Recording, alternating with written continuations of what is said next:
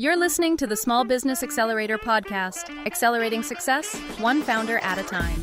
With your hosts, Roger Bryant and Sarah Wilson. We support small business owners, the little guys. We're here to help you win in today's landscape. Join us each week as we reveal powerful strategies for small business owners that save you time and money. Because we believe every small business owner should have access to Fortune 500 style strategies without breaking the bank.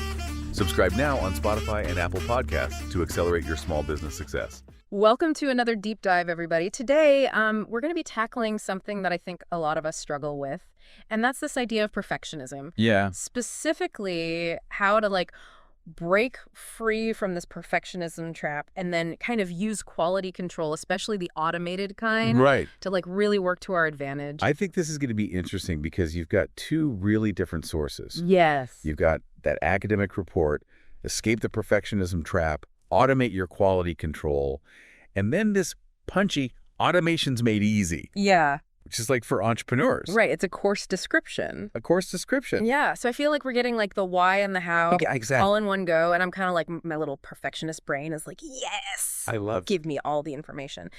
So the report starts off by talking about perfectionism as a double-edged sword. What do they mean by that? Oh, that's such a good way to put it because we all want to strive for excellence. Right. But the thing about perfectionism is that it can really hold you back. It can twist that desire to do well into something that actually Works against you. works against you. Exactly. Oh, So it's that relentless pursuit of flawlessness, which is actually how the American Psychological Association Oh, wow. defines perfectionism. They say it's about those unrealistic standards. And who can live up to that? No one. It's exhausting. It's exhausting to even think about it. And I feel especially with social media now, it's Oh, yeah. everyone is curating these picture perfect lives, and you get so caught up in the comparison game.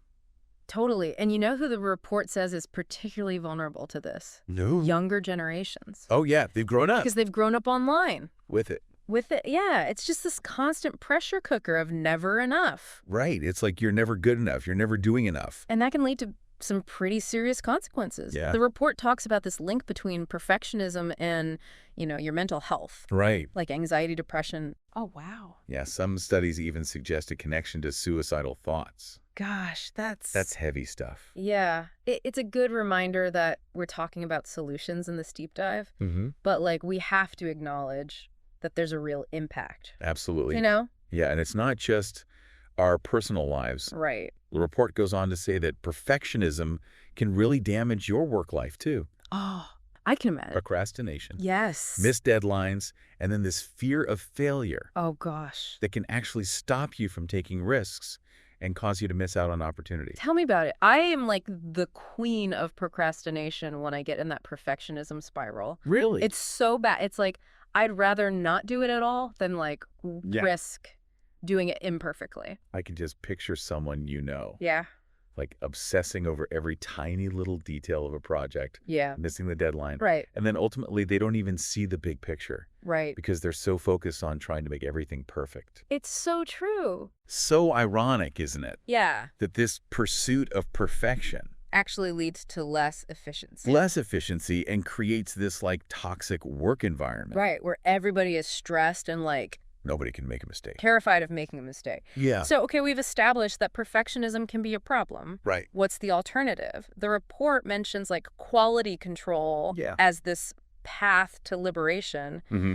But that honestly sounds kind of scary to me. Right. More rules and regulations. It sounds like a straitjacket, doesn't it? Yeah, totally. But it's not that at all. Okay. Think of quality control as a framework, not Okay. a set of rules that are going to suffocate you. Yeah. It's about setting realistic and achievable standards and having clear processes. Okay. So you can produce excellent work without driving yourself crazy. Okay, that makes me feel a little bit better. Yeah. So it's not about being a robot. It's about creating systems that help you Exactly. to be excellent. Help you support excellence. Yeah.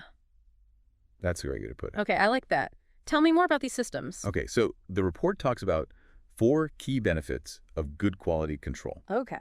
And I think you're going to like these. Okay. Number 1, consistency in compliance. Okay. It's not about being perfect every time, Right. but it's about having this framework that keeps things running smoothly, Yeah, keeps everyone on the same page. that makes sense. What about the other benefits? Okay, so good quality control also boosts customer satisfaction Hmm, because you're making sure that whatever you're offering, right. whether it's a product or a service, Hmm. is actually meeting your customers' needs. Right. And that builds trust and loyalty. Okay, cool. And And there's cost reduction and efficiency. uh-huh. You catch those errors early. Right. It prevents those like really expensive situations where you have to redo everything. Oh my gosh, yes. The worst. You win there. Oh yeah, that feeling of like, I gotta redo this whole project. Because of this one tiny mistake. Oh. Okay, so we got cost reduction, efficiency, customer satisfaction. And my favorite one, What's your favorite? continuous improvement. Ooh. So quality control helps you to track your progress, Oh. identify those areas where you can do even better. Yeah. And importantly, it helps you celebrate the wins along the way. Right, like acknowledge the wins. Acknowledge the wins, yes. Yeah. And that's essential for breaking free from that perfectionism trap. So it's like instead of getting paralyzed by the fear of making a mistake, Yeah. you're actually like You're learning from it, learning from it and using it to grow. using it as fuel to Yeah. improve. Okay. I'm starting to see how quality control could really change things. Yeah. It's almost like creating this work environment where everybody can thrive Yes. without this pressure to be perfect. It takes the pressure off. Yeah. And you know what's really exciting to me is that the report also talks about I know where you're going. automated quality control. Automated quality control. This is where things get really interesting. I feel like this is where that Automation's Made Easy course description comes in. Absolutely. In Mm. part 2, we're going to dive headfirst into that world. Ooh, exciting. And we're going to see how automation can be your secret weapon Okay, I'm ready. in this fight against perfectionism. Awesome. All right, I'll see you in part 2. You there? Okay, so automation sounds amazing, Yeah. like in theory, but I have to admit, I'm a little intimidated. Really? Yeah, like I don't consider myself like super tech savvy. Right? So how can like regular people use automation Yeah. to like actually escape this perfectionism trap? Well, actually, both of these sources talk about that. Okay. Automation isn't about replacing us with robots or anything. Right? It's more about like having technology help us with those repetitive tasks, you know, Yeah. the ones that take forever and like, the boring ones. yeah, the boring ones that can really drain you. Uh-huh. And when you're drained, that's when you're more susceptible to perfection. Oh, that's interesting. Right? Because you don't have the energy You're just like fried. to do it right. Yeah. Yeah, so it's kind of like having a really efficient assistant Yes. who like never gets tired or makes mistakes. Exactly. And think about all the things you could automate, Like what? like data entry, scheduling appointments, Mm-hmm.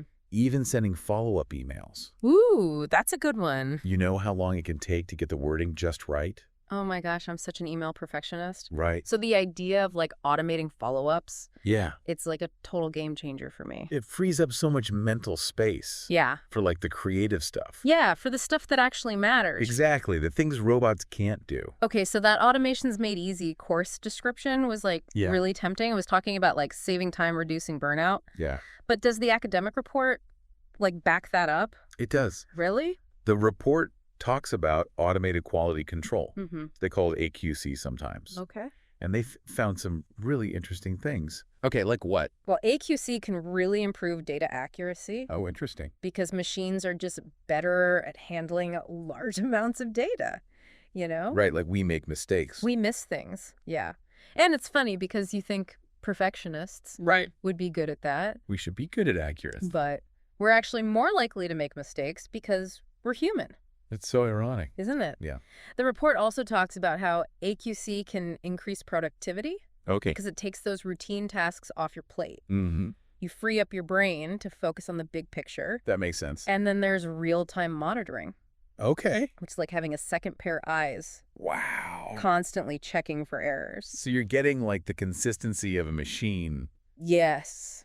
but you don't have to like drive yourself crazy Exactly. trying to control every little detail. It's a perfectionist's dream. It does sound amazing. There's always a but. There's always a, but the report says don't just jump into automation. Right. You need a plan. Okay, so it's not just like snapping your fingers. No. Everything's automated. You have to be strategic about it. Okay.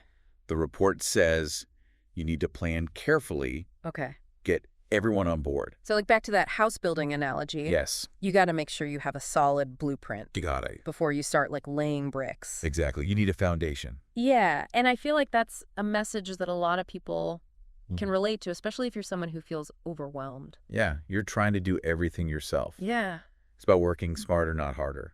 I like that. So for me, the takeaway here is to start thinking about what tasks I can automate Yes. in my own life. You Right. know, like what could be taken off my plate? What can you delegate to technology? Yeah, it's like giving myself permission to let go a little. I love that. You know, instead of being controlled by perfectionism, Mm-hmm.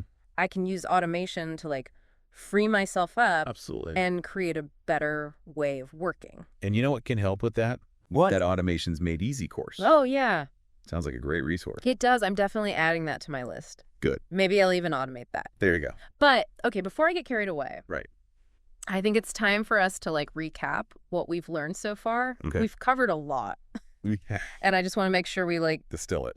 distill the key takeaways Yeah. before we wrap things up. Sounds good. Let's recap and then we can share some final thoughts in part 3.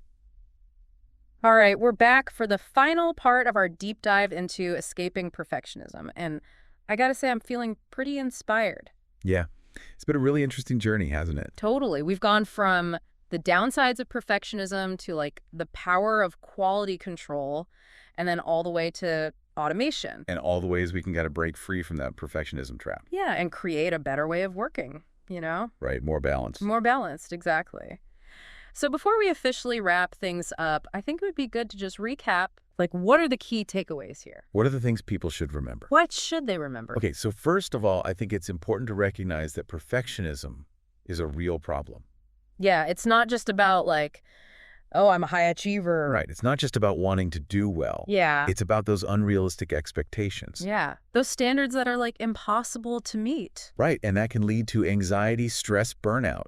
And like we saw, it's a growing problem. It is, especially for younger people. Yeah. So it's not about lowering your standards. Yeah. It's about making sure they're realistic. Healthy standards, right? And that's where quality control comes in. Quality control to the rescue. Right. It's not about being a robot or anything. All right. It's about having systems and processes Yeah. that help you ensure excellence. Without losing your mind. Without losing your mind. Yeah. And in fact, when you embrace quality control, Yeah. you actually can become more efficient, Yeah.